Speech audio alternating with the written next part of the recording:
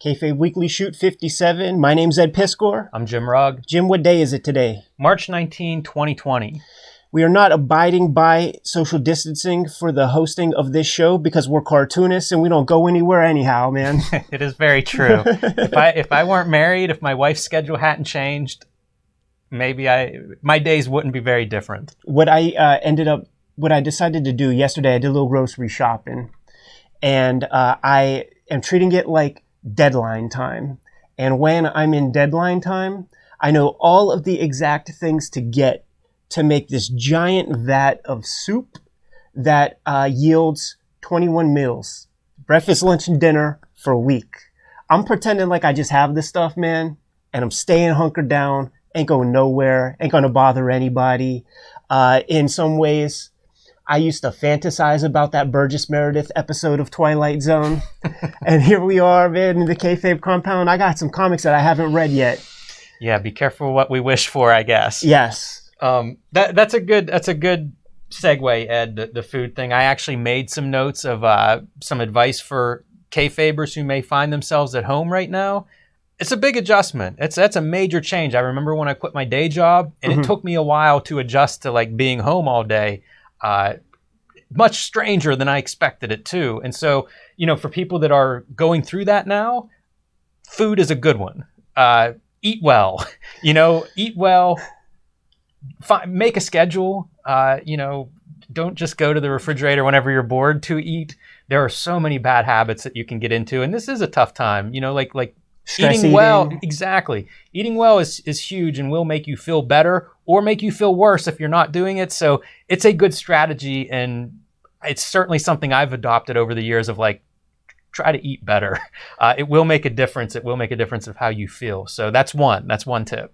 I did a little shopping before then. Just my normal, like I eat fruits and vegetables predominantly, and you can't be freezing kale. You know what I'm saying? So I have to go, and I'm just going to continue doing that. Like I gotta get fresh food, man. My usual scheme would be super early, like when the grocery store opens 6 a.m.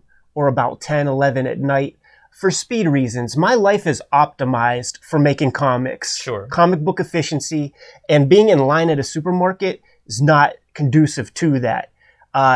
Times have changed. Morning, noon, and night, big lines. And I was with my sis, just getting a couple of things, and we were in line for an hour.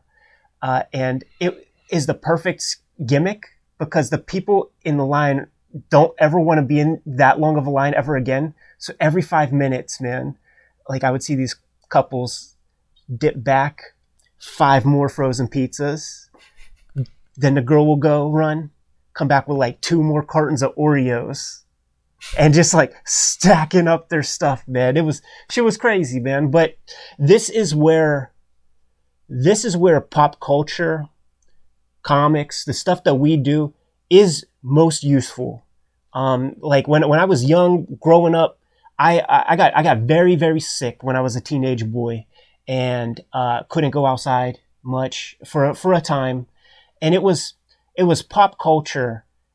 Like I had a depression, and pop culture escapism, it's called that for a reason. So why not use it? Feel fucking free to use it and enjoy things and catch up on some shows, read some comics, read some books. Like one of the most important comics to me growing up, man, like when I was very, very sick, there was that issue of Sandman where it was like the tale of Hob or whatever, man. And it was the guy who decided like, I refuse death. I don't accept it. And then death is like, really? And he decided like, no, I'm not going to die. And he pushes death away. And then he and Sandman every 100 years have like a drink and reflect on the past century.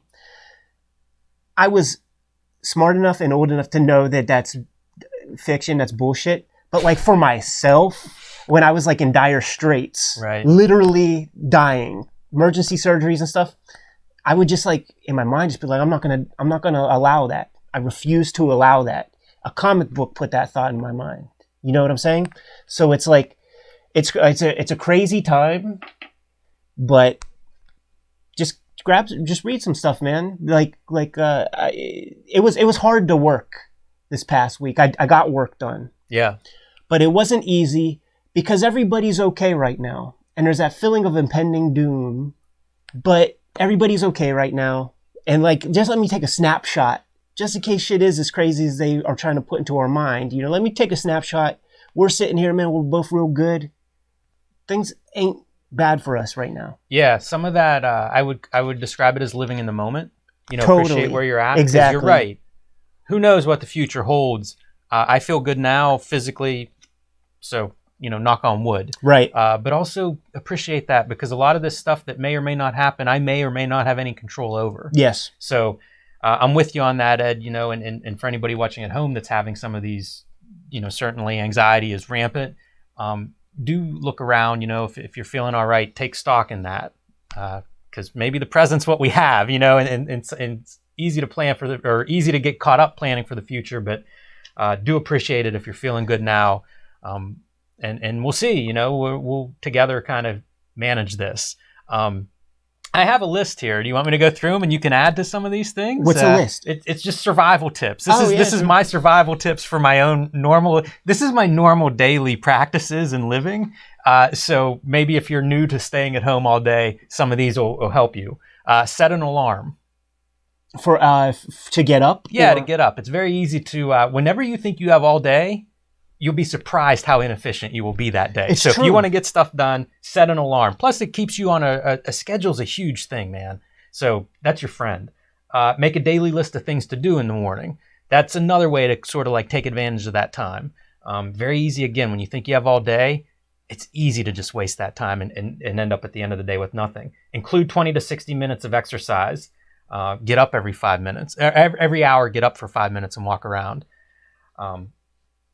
I recommend yoga is a thing. It's a breathing exercise is the way I view it. And breathing is one of the number one anti-anxiety things that I do. So maybe a practice if you are struggling with anxiety. Get dressed, take a shower, maybe do those in reverse order. Everything you describe is the thing that the person like going through a depression, like these are the rules that are given to people who are going through depression, because it's like, you may not feel like brushing your teeth and stuff now, but you're going to come through this on the other end, and you're going to have a mouthful of cavities, man, and you don't want that That's shit. true. That's true. true.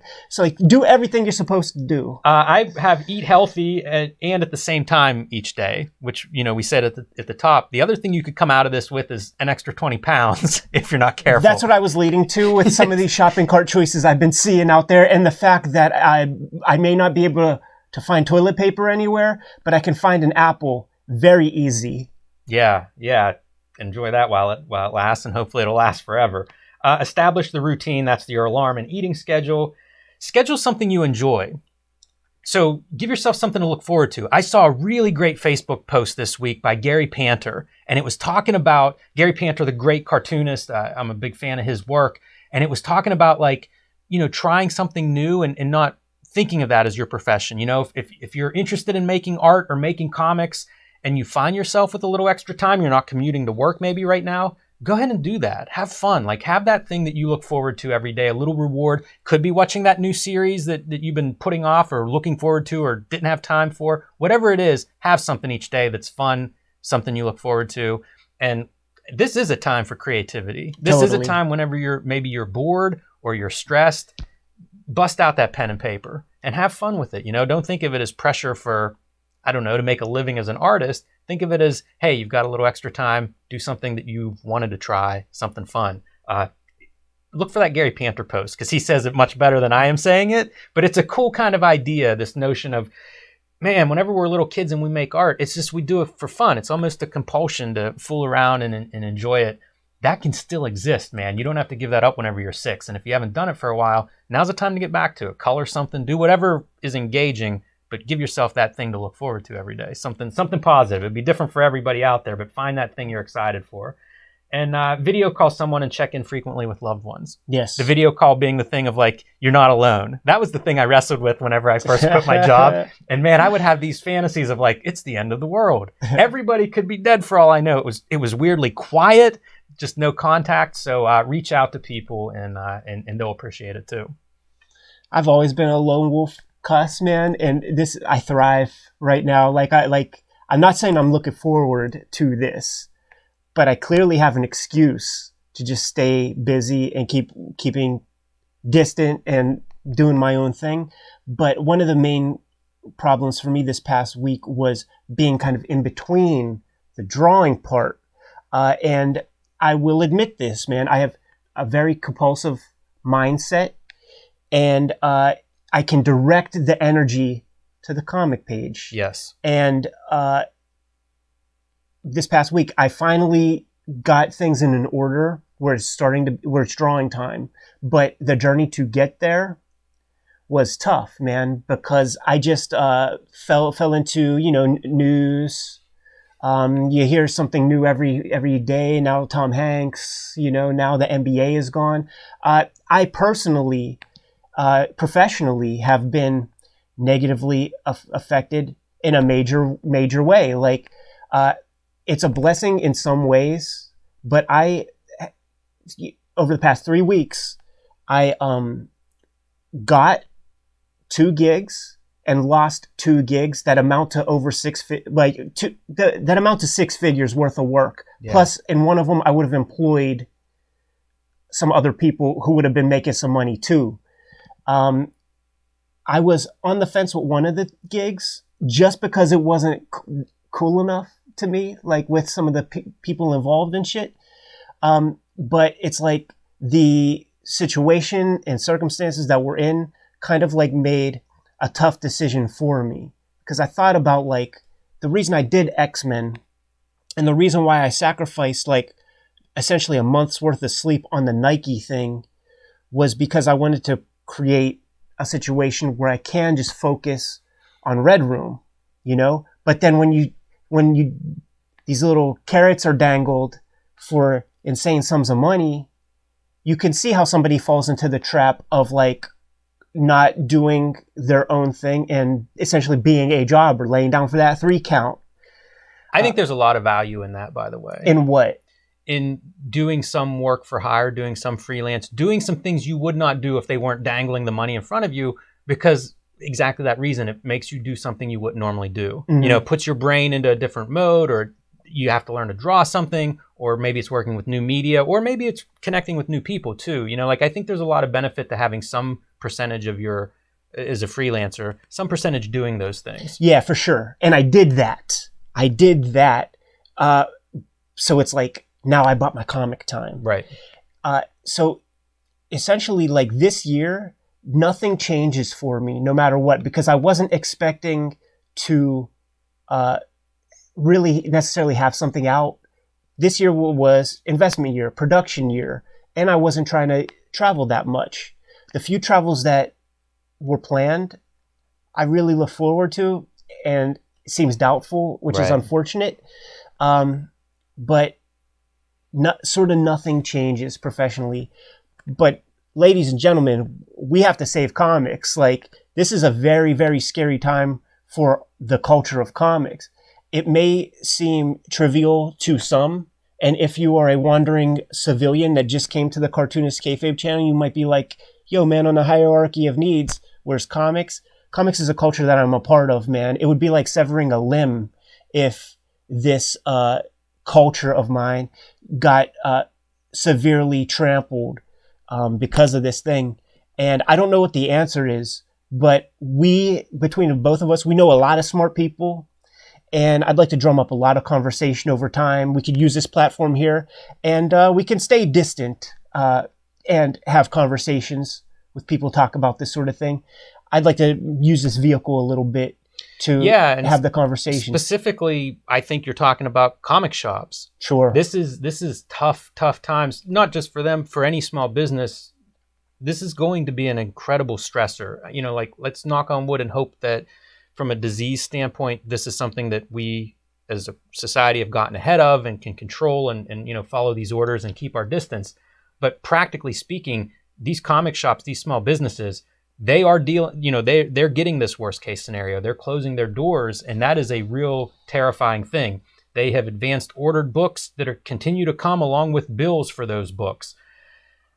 I don't know what the answer is for them, but if you frequent a comic shop, look in on them. A lot of them are doing curbside pickups. They're doing online orders now.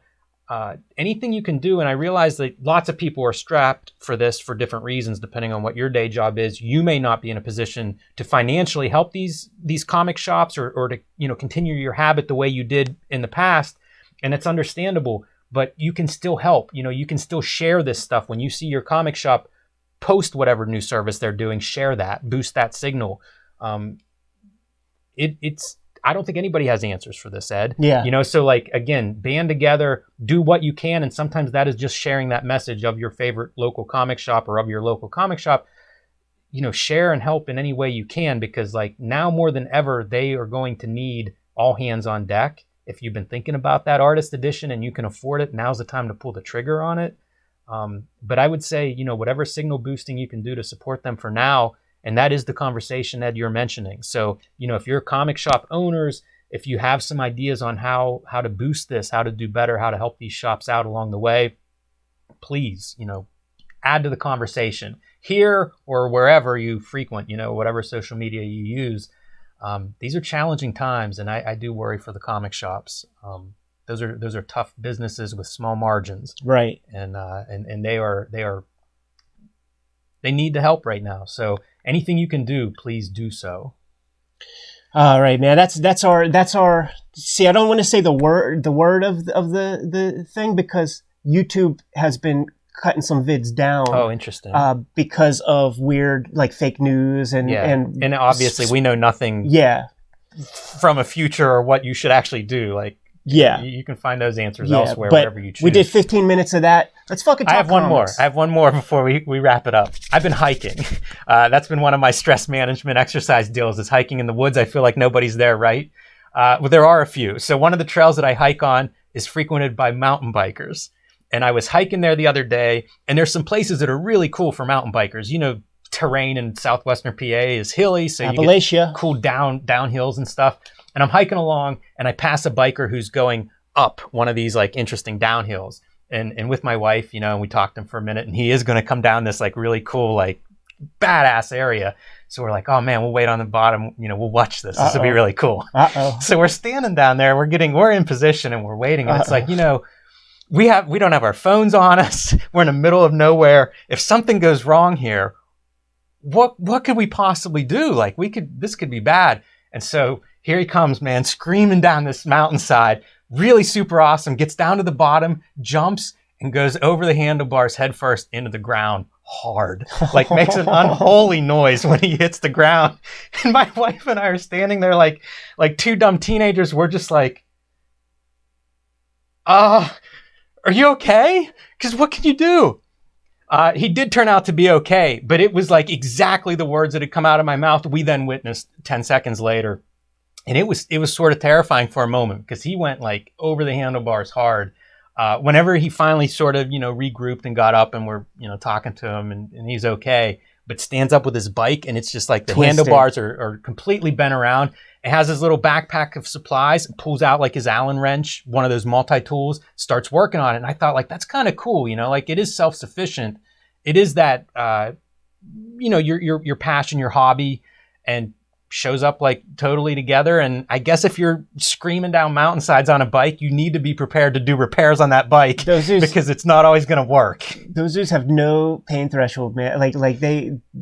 They're way more hardcore than anybody we know, man. I grew up with a kid who was a BMX. He was pro, and he was the breadwinner. We lived in a very poor area, and he had a house that was over $100,000, man. But on the strength of being a sponsored racer, bike rider, I don't even know the terms. There was a weekly BMX kind of comic book buyer's guide, was it? There's a weekly one of those, and he would always be in the standing for 1, 2, 3. What times have changed. But homeboy, wired jaw, jaw wired shut, broken arms all the time, man, and would miss out on a lot of school and shit. But he just wasn't a bitch. Yeah. You know, like I would get one of those things and be done. Me too. But That was my skateboard days. It'd be like skateboard for a couple of days until I suffered some kind of harsh wreck, and then be off the skateboard for like a year. yeah. It'd take me a while to forget. But this dude, he seemed fine when we were parted ways. So Hey Jimmy, we got some slack on this, and I don't want to stand up because I'm in my PJs and I don't want to show that shit off on the cam. But can you grab that up there? Oh yeah, man. Because I actually forgot about that. That was like the one super nice. Yes, let's get back to comic. Good comic. Let's talk comics, man. So like, I got an award from Dragon Con. It's a cool looking award. 2019. You know what they do, man? Because this is a dicey proposition right here. This is like blown glass, and they sent it from like the glass blowers facility. But this is a dicey proposition in old Eddie P's house. This is like a little tip piece. Yeah. So what they actually did, and I don't think it was an accident. I don't even know who to ask if it was. They sent me 2 of the same award. I think knowing that maybe it'll get fucked up in transit, so you at least have one.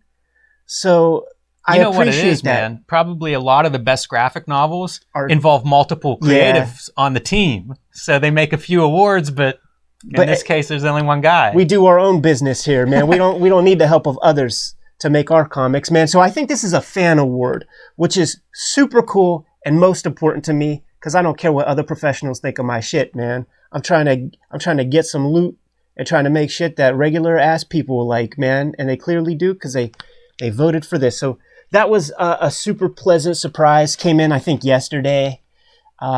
And, you know, brighten the day a little bit. You always act cool.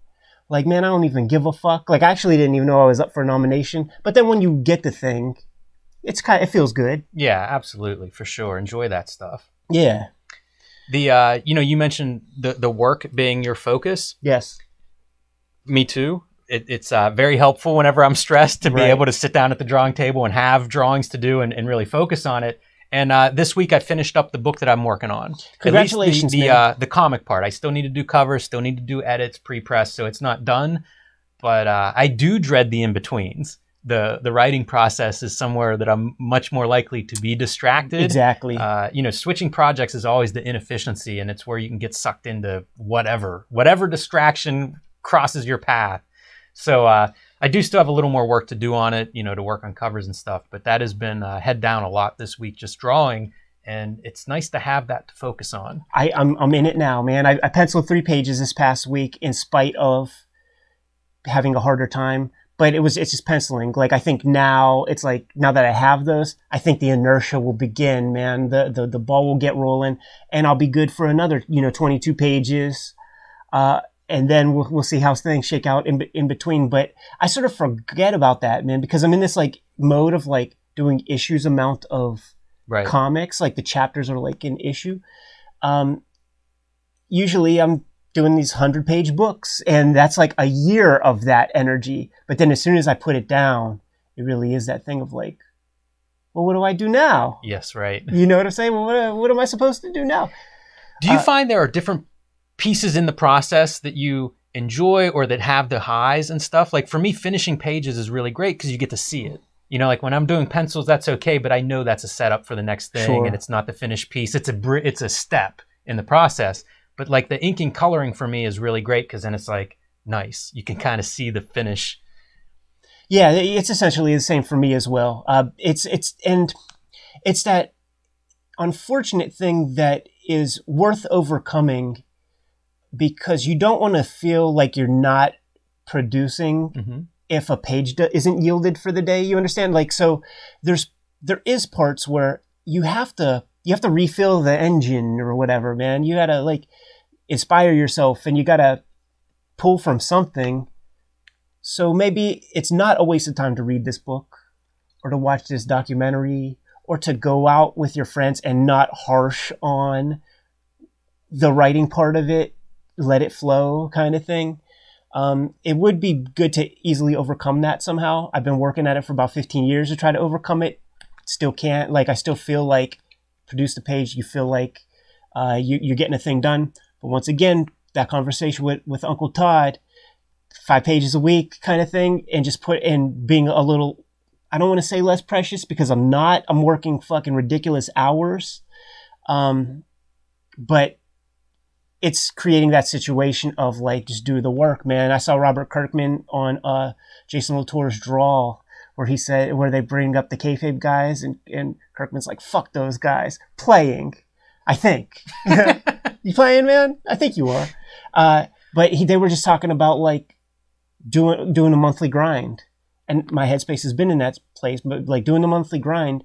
And Kirkman is talking about like the discovery is like the fun part about things, where it's just like, I don't exactly know where it's going, but I'm trusting myself that it'll go someplace cool.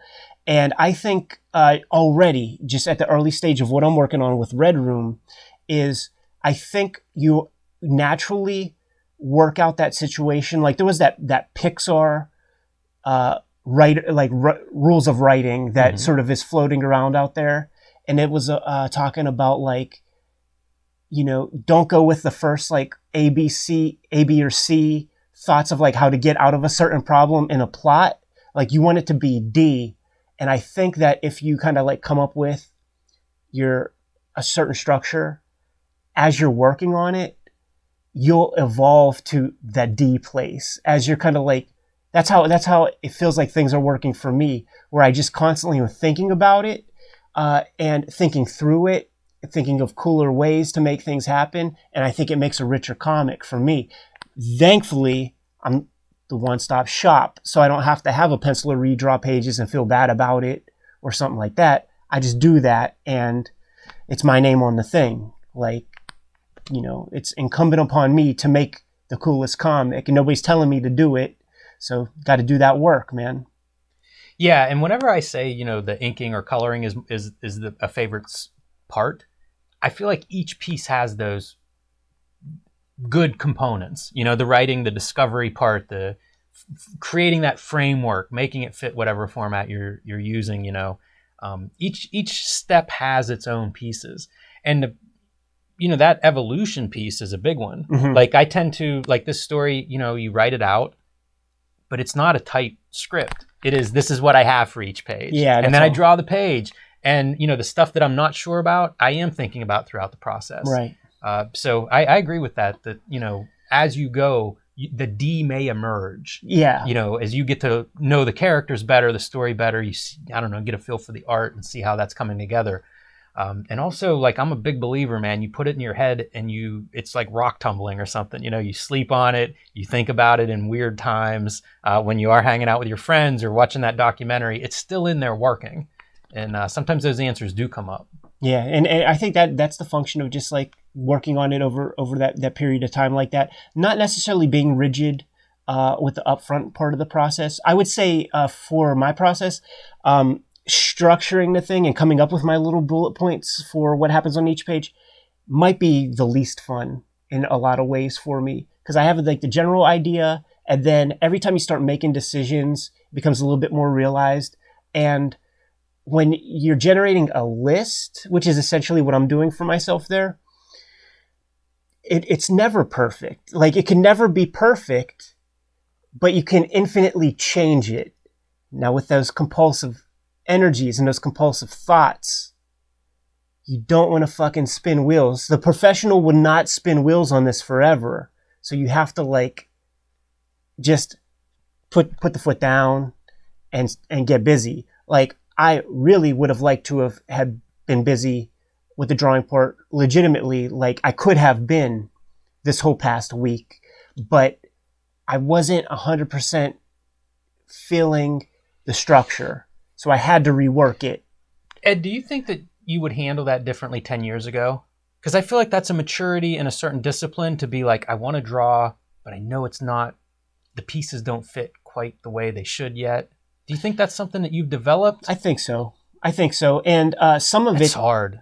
Some of it, I think, comes with a certain repetition of getting to a place where, and the repetition isn't in the process like that. The repetition is in problem solving and almost trusting yourself to solve the problems that might show up or whatever. Just like knowing that, and that's kind of what Kirkland was talking about, where it's like, put a little bit of put some side quests out there or whatever. Have no idea where they're going, but just like trust yourself a little bit to know that you're gonna make something fucking cool. Manga does this, right? Like we've read interviews with mangaka that talk about this, especially that serialized nature. Like you lay down a lot of those pieces early on, and then you follow the ones that speak to you and that fans respond to and stuff. I had a conversation this week, and somebody asked me I was talking about clarity and how a lot of young storytellers that say students, for example, one thing I'll identify is they aren't clear, and it's a communication thing, and I think it happens in everything from email to story. Yeah. But it's a lack of clarity or understanding or thinking about the audience, and does the audience have enough? And this guy asked me like, well, how do I manage that, like in my own work? And it's a weird question. Like my answer was like, sometimes I work with editors. I have a longtime reader that I trust. Some of it is just constant vigilance and evolving. Like it's an ongoing thing. Like taking classes. We talked about taking writing classes on this program as recent as last summer. Do you have an answer for that? Like, how do you have a sense of how will you know the script is ready to draw, that it's in place? That's the thing. Like, I can never do any one component piece of this process for too long because I get bored and the end result is never good. So I can't write a script in a traditional sense. I can't be like a monthly comics writer who has to proffer a script to an editor. I can't do it. So the way that I can manage is to do my little bullet points, and I essentially write one page a new drawing day, essentially. So like at the beginning of the day, I think of myself almost like a daily comic strip artist or something, where it's like, okay, this has to happen today. And I just, for hours, just think about that one page. I was thinking about it in relation to like the Neil Gaiman masterclasses where we talked about the scripts are 5 to 6 weeks. And I think if I broke down my time, it's probably the same amount of writing to a certain degree, because I can't just write, I can't do it constantly. I can't pencil constantly. I have to keep switching those gears to remain engaged. Kind of like the Dave Gibbons talk, where it's like, leave a little something for the next step. That's what I have to do to make my comics. I think working with like Harvey Pekar on my early stuff, I think that created a situation where I have to constantly be switching gears because I was essentially doing just one thing and I didn't like the results. Yeah.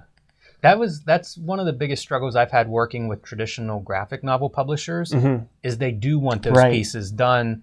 And I understand why. It lets them work. It lets them provide, editorial feedback and understanding of what they have and where to slot that in their schedule and all of that stuff.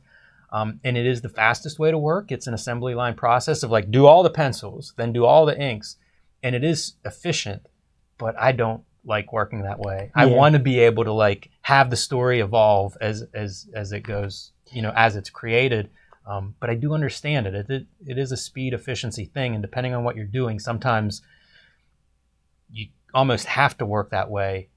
It's also dependent on your mentality as well. Like a certain kind of person probably could just do better. And it's a few marks on 100 pieces of paper. Like you don't ever have to face the white page kind of thing. That's true. Yeah.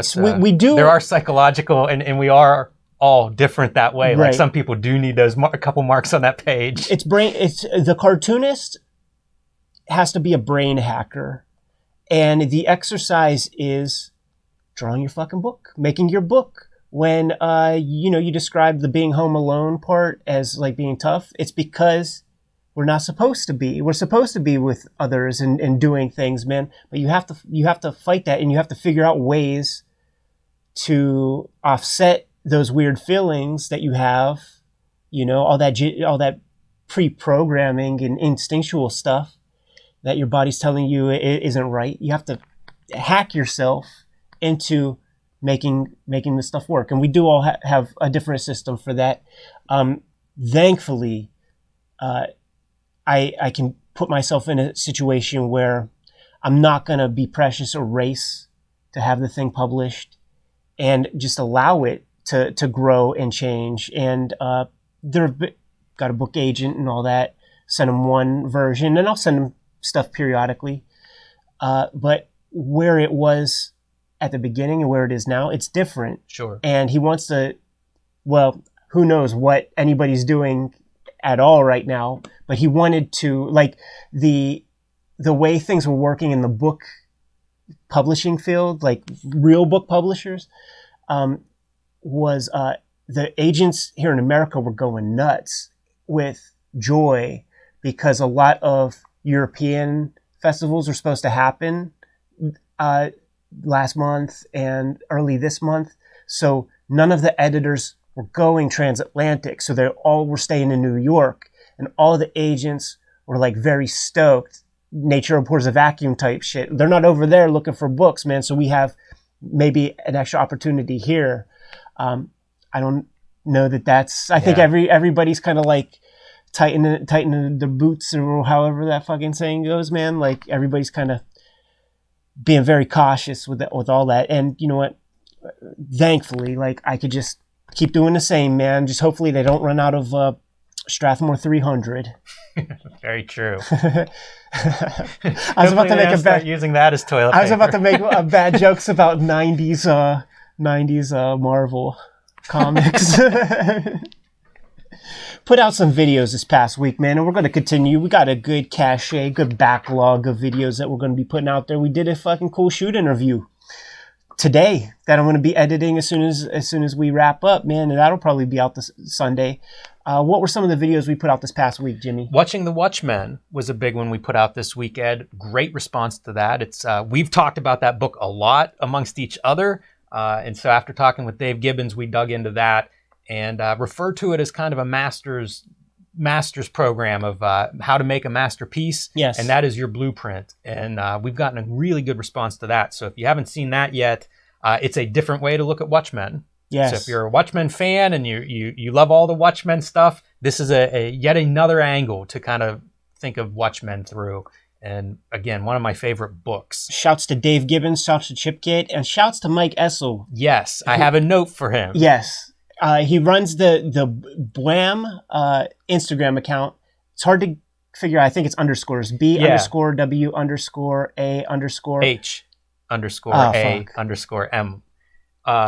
It's awesome. He's a designer, and this account is just like mashups of comic book lettering. So if you are into that part of the comics, which I am big time, he's a really fun follow. Really cool art. Unusual, I think he calls them assemblies. So he'll have, I guess, collages featuring all sorts of like sound effect lettering and stuff kind of put together. Sometimes it's thematically related. Really amazing though. And I love all that old hand lettering. Yes. It's so inventive and creative and unique and doesn't exactly exist anymore. You know, like hand lettering like that, display lettering was everywhere from sign painters to comic books. And now it's so rare. But Mike Essel goes in and unearths that stuff and kind of reconfigures it. Looks great on screen. Highly recommend that follow. And we kind of glossed over him when we were describing the book. So want to make up for that now. Chip Kidd brought that to our attention. And it's a great book. So thank you to all three of those guys. Got an email from Dave Gibbons after I guess he saw the video. And he said, this is for the people who have seen the video and heard the questions that we posed as we were poring over the thing. One, the slanted lines on the one photograph, they were the prison bars. The prison bars. Yes. Good on you. Two, Alan Moore did read Super Folks for Watchmen, which is a rabbit hole that I would love to go down because it's so perfect. That whole thing, the idea of that, like people grow up as consumers of cartoons, comics, whatever, and then you grow up and you like do your deconstruction or whatever. So it's like around the time that Super Folks came up, which was a revisionist superhero novel that came out in the 70s, there was it wasn't called Who Framed Roger Rabbit. It was like The Confession of Roger Rabbit, or like there was a Roger Rabbit before the cartoon movie was a novel, right? And that was like the toon version. So it's like it makes perfect sense that the comic book people who grew up with this stuff like do the comic version of that. And Alan Moore's In Pictopia like fits in there. Mm-hmm. Watchmen fits in there. And then I was trying to think like well, what's the what's the next thing? And it's the 80s babies who grew up with video games, I think, man. And then you think about Wreck-It Ralph and the one with the Adam Sandler flick with the big Pac-Man. Oh, yeah, yeah. I don't think that one did very well. No, I don't think it did well. But it fascinates me, you know, that we have this like need to like, you fetishize a thing, you live through it. I never put down Nintendo. And then you grow up and like you fuck with it. Yeah. You know what's fascinating is there's a reverse version of that. And something like cyberpunk would be a reverse version of, you know, imagining a future, especially things like the internet or you know, cyberspace or something. You also have that genre of like, let's imagine this before it's fully formed, before it's like a real exact thing. And now we're probably getting the reverse, you know, like the video game deconstructions or whatever, you know, a deconstruction of that cyberpunk ideal. I'm trying to think what else Dave said in there. I think those were the two main things that I took away, which was awesome.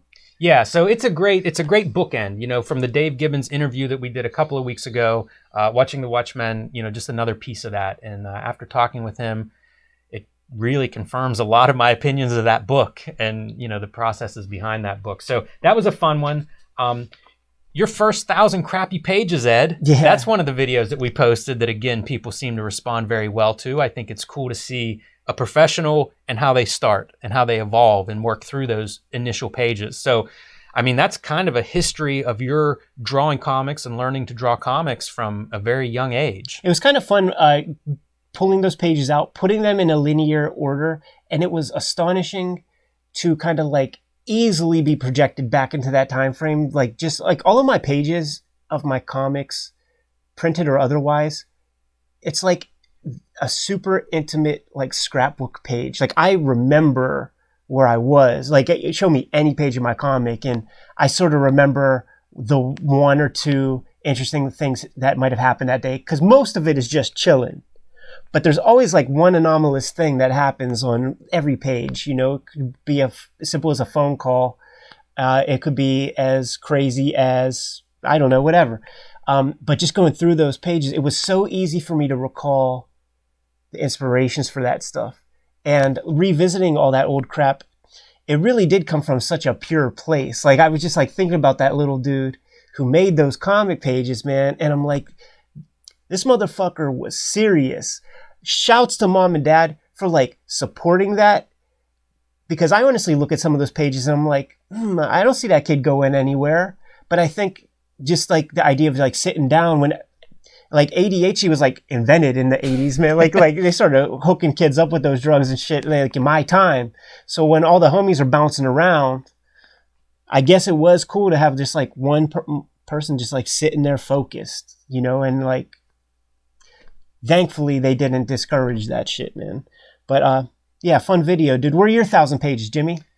Most of my 1,000 pages are long gone. Yeah. I have almost no artwork from before I was 18. Yeah. And so, you know, if you're at home or if your kid's drawing this stuff and you're watching this, save that artwork. Like it's one of my big regrets, you know, at the time, and maybe you felt this, Ed, you draw those pages and 2 years later, you're better. Yeah. Who cares about those? Right. 20 years later, I would like to see them. So I caution everybody not to throw that stuff out. You know, you may want to take a look at that in the future. That was the sort of one big lesson the reason I have it is because my pops was like, you hold on to this because it'll be evidence that you're getting better.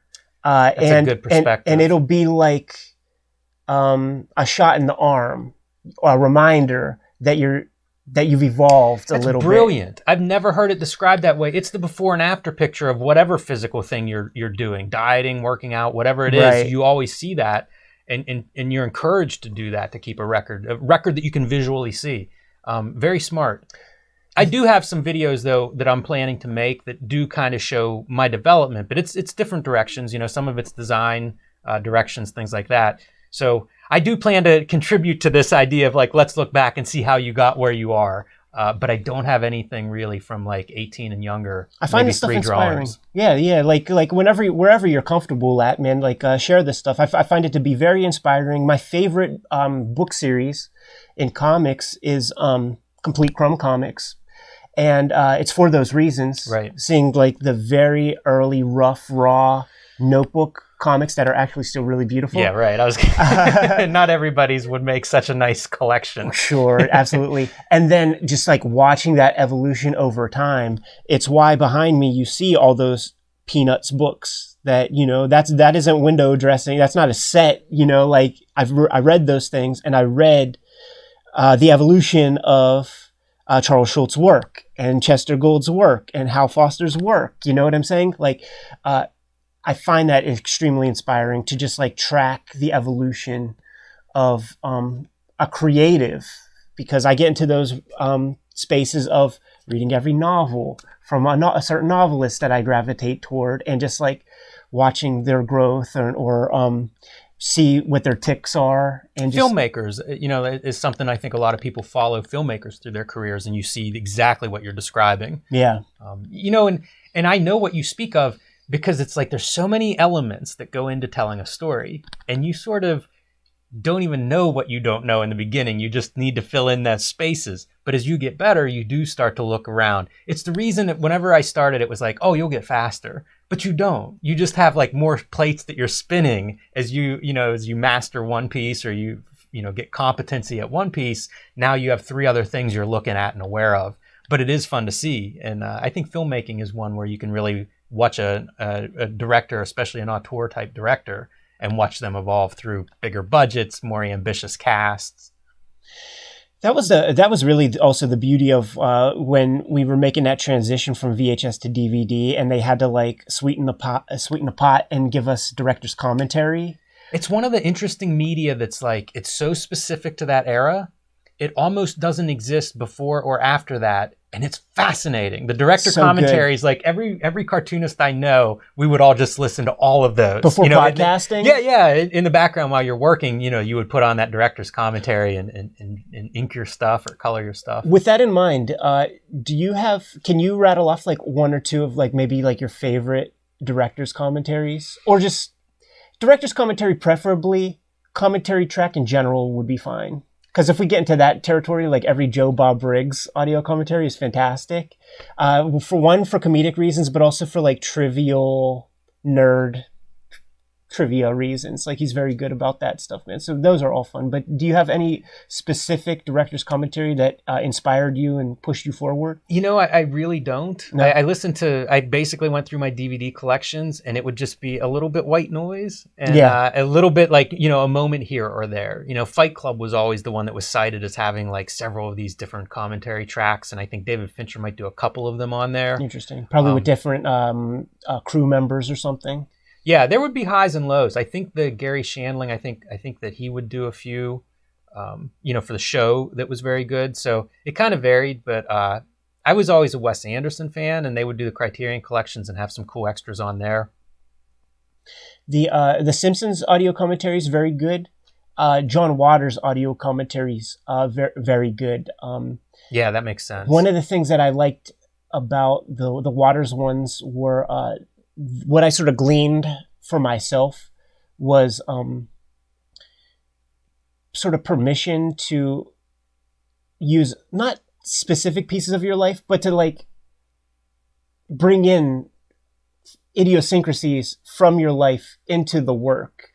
I have piles of DVDs here actually that have been keeping me company while I've been working, just like revisiting old stuff. In fact, here's the Joe Bob Briggs audio commentary on I Spit on Your Grave, highly recommended. I never actually like watched the proper movie without it, but I just saw Joe Bob Briggs did the commentary, and that was one cool. of the movies at my video store that had like must be 18 to rent on it. Yeah, it's very upsetting. Like it's yeah, tough the Ghost to watch. World is one I was gonna say. Dan Clow's commentaries on there, but I had all the Waters, but I guess I put them back. So I was watching them and listening, and I was like trying to figure out like what does he have that like that Tommy Wiseau guy doesn't, because the pre-Hollywood John Waters movies, they don't abide by Aristotle. Yeah, right. They could use a polish, but there's something style. It's style. It's a taste level, and it's it's a real point of view that I think he has that like that other like that room thing just kind of like is missing. But if John Waters did just like one or two other things wrong, like it could have been that. And it's like, where is that line? Yeah. You know what? They have a life to them. And it is a combination. Like, I don't know that you put your finger on like it's this one thing. Style is part of it. Having little bits of reference from your own life experience is one of them. It's an energy almost. Yeah. But there is like, it's a life. Like I mentioned that we were doing Mailbag and now I can't even remember the comic that, 400 comics ago, I talked about it, right. like 2 hours ago. But it is a quality that like certain storytellers have. Yeah. And we can't name the comic because I remember the comic, but we can't name it because that's going to be a show and tell. Okay. Or we can. Either way, there is this thing, and I think of it as like it's an energy, and it's really different for every artist, every storyteller, how it manifests. And it's so weird, the people that have it. David Sedaris has it, and it's sort of like he should be the most annoying person on earth, and instead he's just totally compelling. Right. And it's, like, why? They break all these rules that you think shouldn't work. First time I used to listen to Howard Stern, I used to be very annoyed by his voice, but he had that quality. It's compelling. And I think some of it is breaking certain rules. Right, yeah. It's sounding different than everybody else whenever you're supposed to sound this way if you're in this media or looking a certain way. It's weird. It's the flaw that becomes your defining characteristic. Yeah, and style. And that is like those media's version of the difference between like a raw type artist, not Raw Magazine, but an organic kind of artist, and like the clinical Don Heck, perfect Rex Morgan MD face. McFarlane's a good example. Yeah. That guy's not a great anatomist, but the weird eccentricities are part of the energy. Yeah. It's part of what makes it special. Mr. Show has good commentary tracks. Good. Because they have like some of them are doing characters. So like some of it's sort of a real commentary, but then they're next to who knows what improv character someone's doing. Sometimes it's not even related to the sketch you're watching. It's just some rando dude that happens to be sitting in. I would fuck with that, man. Those are good. That's a pretty amazing, like, that is layers on layers once you start watching those with commentary tracks. Better Call Saul is back on season 5, I think. And there's a character, the Kim Wexler character, for those of you who have watched, is one of the richest fucking characters I've ever seen on TV. She's kind of a side character, but the richest, like, there has never in pop culture been a character, I know this girl. We know versions of this girl, and they do it so subtly, but it's, and this is not relegated or specific to boy or girl, but these people who have fucking boatloads of smarts, but they get in with a fuckhead partner, sexual or otherwise, usually sexual, that just veer them off, or that are just bad for them. Bad combination or something. Yeah, and it's just like they drag them down and they don't know it. And it's handled so subtly and with such precision that it is like amazing storytelling, because it's so fucking subtle that I think it's easy to not even notice, man. Yeah. But because of, apparently everybody must have these people in their lives, because the things that they're choosing and the way that they're doing it, it's like I've seen it a million times, man. Those have to be, like that's the little bit of real life sneaking in. Yes. That's I had this person I dated that did this thing. Yes. Put it in there. Yeah. You just see little enough of subtleties. It, man. Sometimes it happens in a character is unlikable as a result and discounted. And often those are the characters that I look at and think like, that's such a good character. Even though they're despicable or they're horrible, but it's such a good character because it has that nuanced observation, that level of like, them. It's part of I think the repulsion we feel sometimes is like, wow, that's my sister. That's right. My best friend. Inside Llewyn Davis has that quality for me.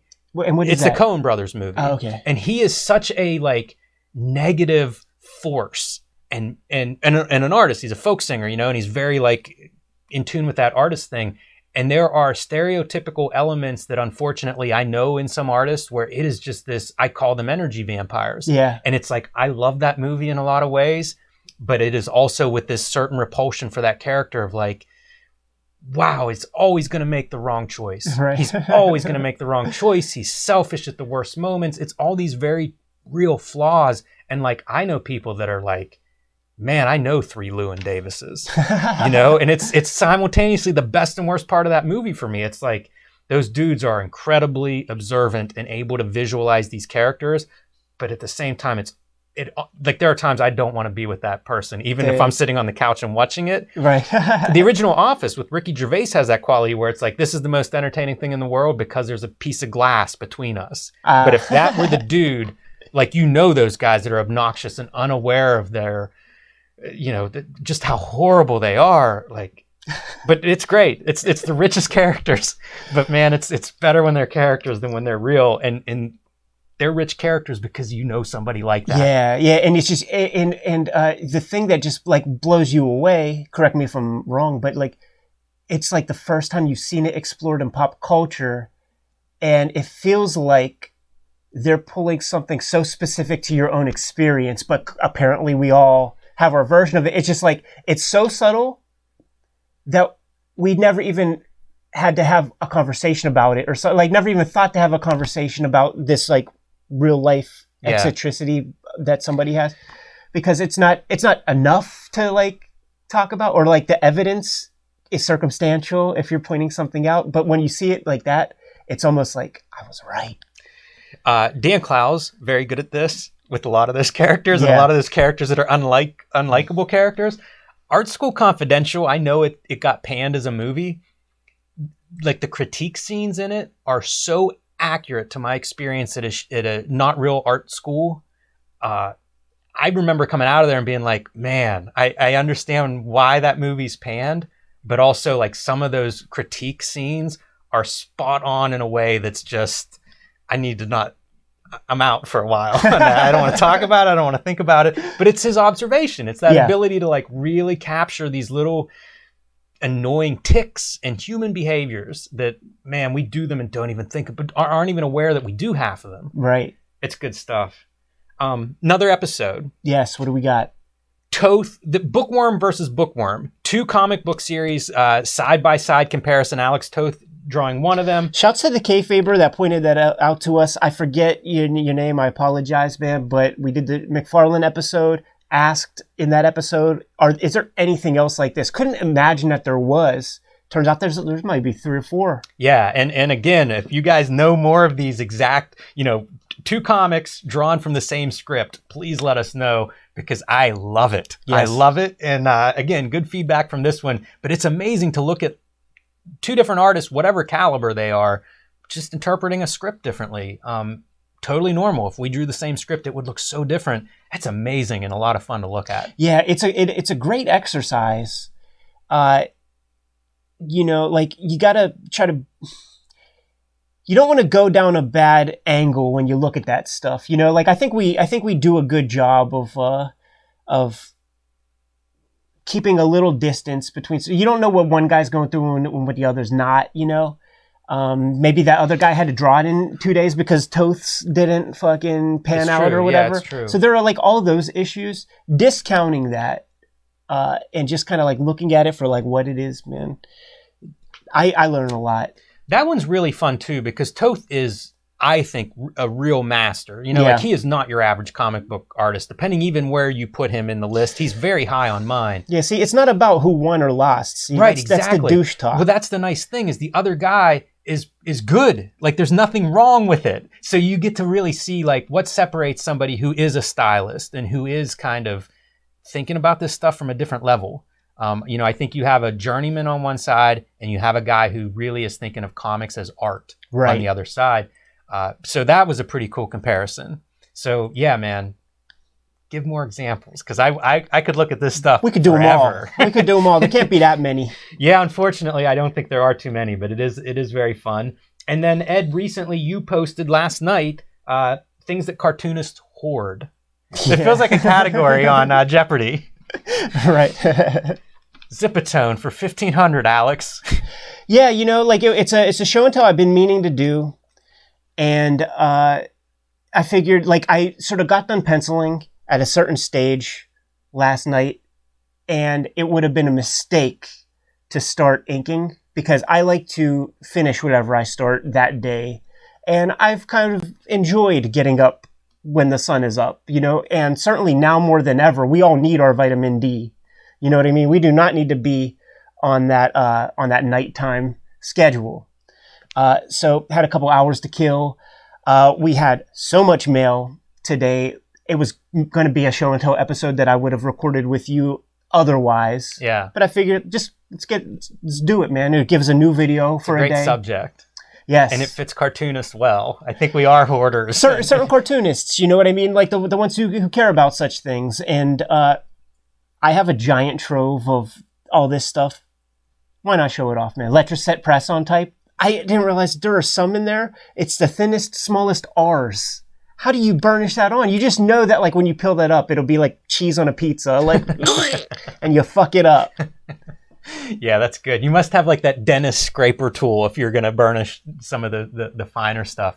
But those are cool, man. And I do think most cartoonists have that mentality. I think a lot of creatives have that mentality. It's a collector mentality in a lot of ways. And there are some great legendary stories, right? Charles Schultz buying up all the pen nibs when he heard that the company was discontinuing the pen nibs that he liked. I bought a gallon of Tech ink several years ago because it was the ink I liked and there was only one place I could find it. So that's a pretty cool, that's a good topic for a video, and it was cool to see some of that stuff that you collect. It applies. Or have, accumulated. Yeah, it applies too because I, will just grab lots of this stuff whenever I see them around. Like, I'll out it. If you are fighting me on those eBay things, like, so be it. But every now and then I get some gems and scan them in so that I could use them infinitely, and they show up in the X-Men comic or they show up in Red Room or you know what I mean? Like, it applies. You have to separate the wheat from the chaff, as we saw in the video, because what are you going to do with some of these weird things? And like, what was the real life application for some of that stuff? I would love to know. I bet some of it's, it isn't all comics, right? Like that's mechanical art. So like, who knows? Like it could be drafting things and weird textures. A lot of blueprint stuff. Almost code for various pieces here and there.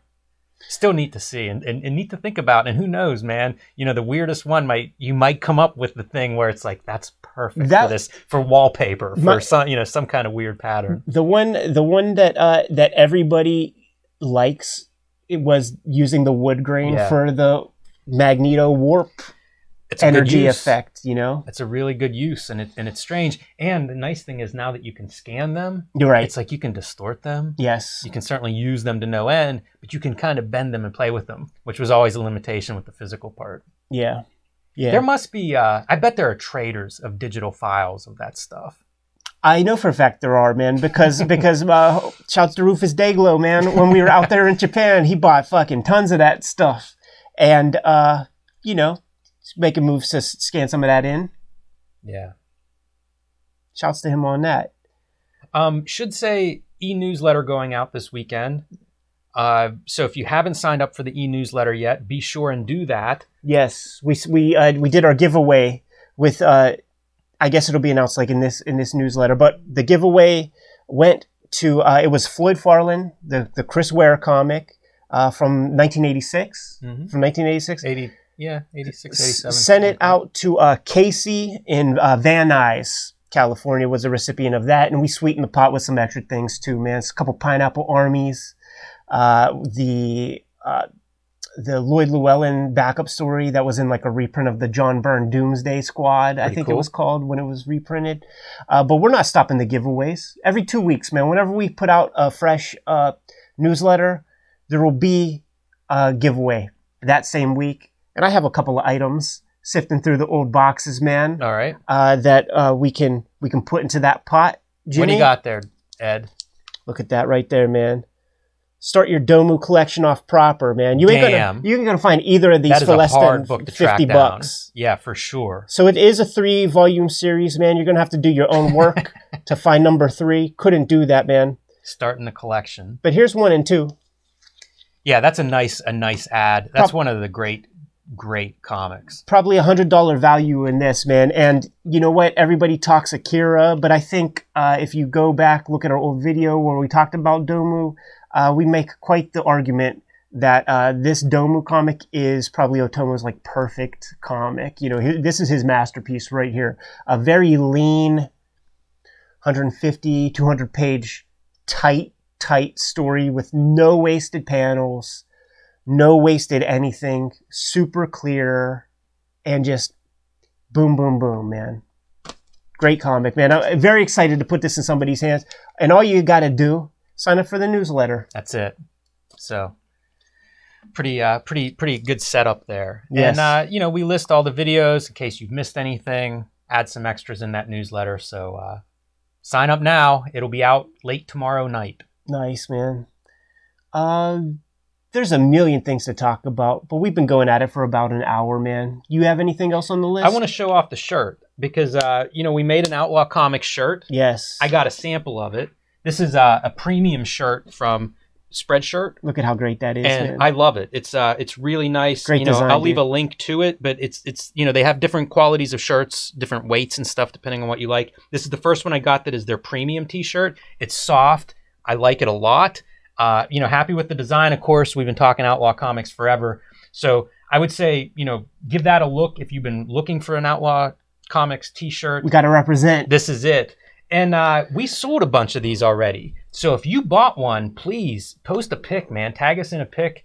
I love seeing these shirts out. One of the thrills last year is when we would do comic events and we would see people in Cartoonist Kayfabe shirts. Yeah. That thrilled me a lot more than I expected it to. It was really cool. Since we aren't doing any shows for the moment, you know, if you ordered one of these shirts and it came, please share that. I love to see it. I'm putting that little stamp on my covers, I think, man. Like that's just too cool. And I used to on some of the hip hop stuff, man, I would just put that Comics Code Authority.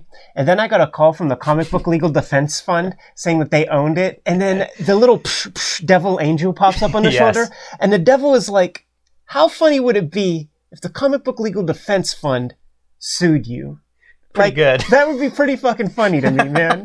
Like, I would throw down a couple dollars to fight that case just for the humor of it. What weird press that would be. Yeah. But, you know, we worked out a deal. They might have to add prosecutors to their staff, right? I mean, that's a defense fund. Yeah, or could I use it? So they sue me. Could I use the CBLDF?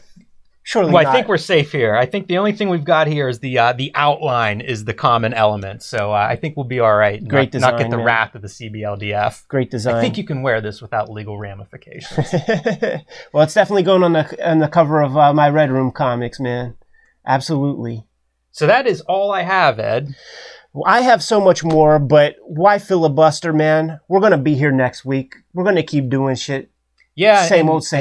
Maybe some extra streams along the way. You know, like I said, we know people are at home, have some extra time on their hands. So that's the other reason to subscribe to the channel. Hit that bell icon when you do, and that way, whenever we're live streaming, you'll be notified. Pittsburgh legend Steve Lieber is in the chat right there, man. Last dude in the chat room. Steve, we got to get you on here, man. Yes. Like Jim just said, we might do some impromptu streams here and there throughout the weeks. Maybe we could do like a little triplicate gimmick, man, and we're all socially distanced and we ain't spraying on each other, man, as we talk. That would be awesome, man. Steve Lieber, like if you guys saw my, in fact, since he's here, kiss his butt a little bit, man, because in the 1,000 pages video that I did, I mentioned that like a big kind of like benchmark goal each year. And it wasn't really like a goal with like a finish line, but it was like something I was working up to each year was to have a suitable amount of pages, submission amount of pages that I could bring with me to the Pittsburgh Comic-Con and show to respectful professionals, man. And Steve Lieber is one of those guys, man, that I would take these pages to. I don't know if he remembers that.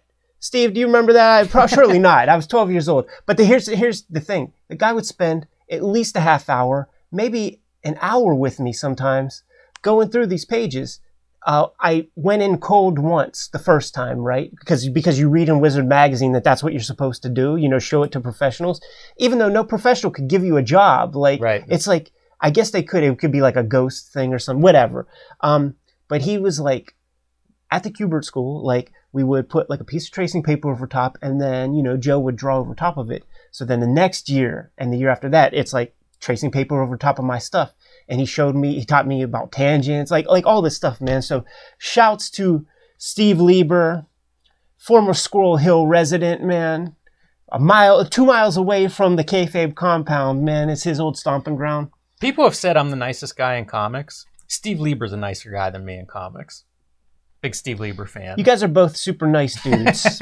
Well, how about this? He's a better technician at comics. I learned a lot from Steve Lieber's interviews and columns that he would write about how-tos and conversations with him, like you had, Ed. Yeah. Can't say enough good stuff. So it would be fun to sit down and talk with him. Yeah, for sure, man. He's had quite a career. Yes, man. And we could spend an hour on Q*bert School alone, I think, man.